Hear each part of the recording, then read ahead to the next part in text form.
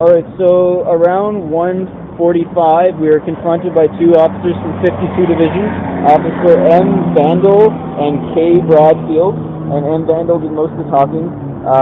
Now, we just previously actually called 52 Division's office, but apparently the cruiser dispatch was not notified that we're here, and of course, I think Edmund Yee, the ethics officer of Toronto, called the police, and then they showed up. So he brought us across the street. And what he said is the people here, meaning the Scientologists, have a reasonable expectation of people that attending will have a right to a reasonable enjoyment that includes not being verbally harassed.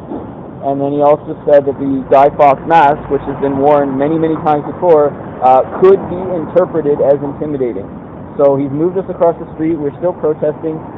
He initially confronted us about having a permit, which was, I felt he was being very sort of hostile when he said that. He sort of wanted to put us in our place by saying, "Do you have a permit? Do you have a permit?" I just said we're using our freedom of speech to demonstrate, and we're not an organized protest. We're just two individuals.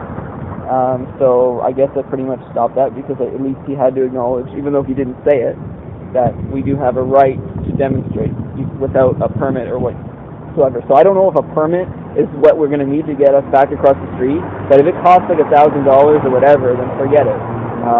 It's the same really at 696 Yonge Street. From the big anonymous protest, people weren't right in the doorway or right outside the door, people were across the street.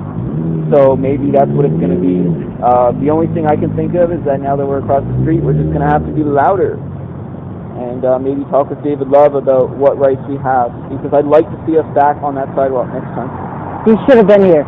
David should have been here, definitely.